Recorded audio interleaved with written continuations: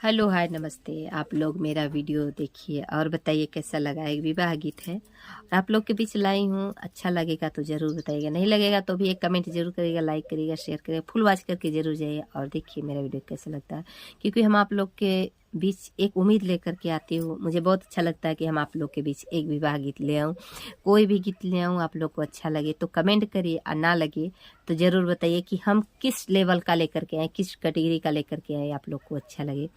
आप लोग ढेर सारा प्यार दुलार दीजिएगा तो ठीक है। हम चलते हैं, आप लोग को सुनाते हैं एक विवाह गीत और सुनिए और ढेर सारा प्यार दुलार दीजिए।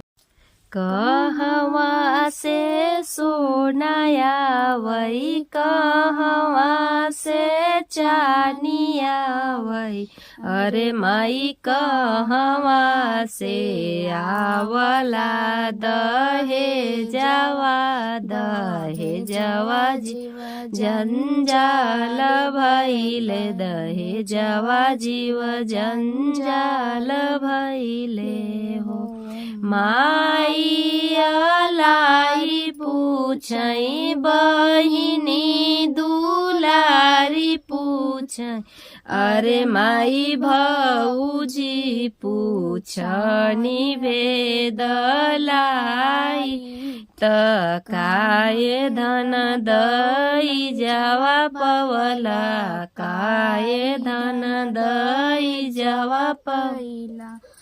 शेर जोखी सोना पवनी सवा, जोखी चानी पवनी सवा, जोखी चानी पवनी, अरे मैये कनाही पवनी नम सबेनिया, तबेनिया जीव जंजाल भइले, तबेनिया जीव जंजाल भइले हो।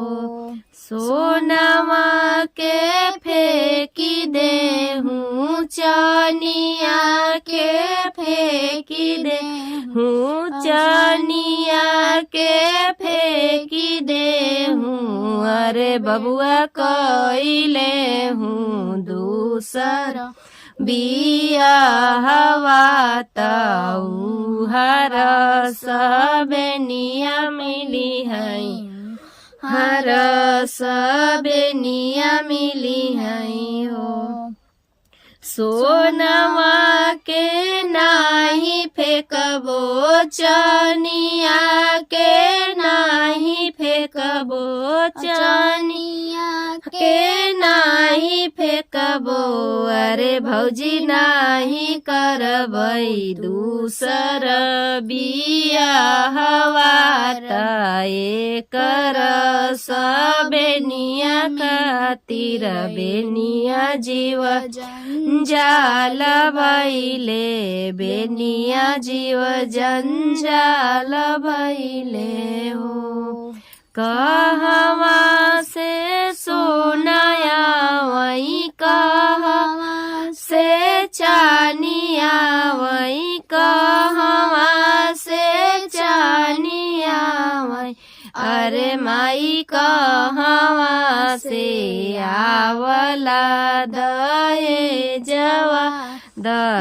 जवा जीव जंजाल भइले, दहे जवा जीव जंजाल भइले हो। चाची लाई पूछई बहिनी दुलारी पूछई, बहिनी दुलारी पूछई, अरे चाची भौजी पूछनी भेद लाई, काय धन दई जवा पवला, काय धन दई जवा पवला हो। शेर जोखी सोना पवनी सवा, जोखी चानी पवनी सवा, जोखी चानी पवनी, अरे भौजी एक नाही पवनी रस बेनिया, तबेनिया जीव जंजाल भइले, तबेनिया जीव जंजाल जंजाल भइले, दहेजवा जीव जंजाल भइले हो। सोनवा के नाही फेंकबो, चानिया के नाही फेंकबो, चानिया के नाही फेंकबो। अरे भौजी नाही करबो दूसर बियाहवा, त एकर सबे निया खातिर निया जीव जंजाल भइले, बेनिया जीव जंजाल भइले हो। हेलो दोस्तों, मेरा विवाह गीत अच्छा लगा होगा तो ज़रूर आप लोग कमेंट करिएगा और बताइए। मैं आज उम्मीद लेकर के आई हूँ आप लोग के बीच में गाने के लिए। दोस्तों ज़रूर के कमेंट करिएगा, फुल वॉच करके जाइएगा। तब तक के लिए नमस्ते, प्रणाम, हर हर महादेव, शिव शिवाय, नमस्ते, जय श्री कृष्ण, राधे राधे।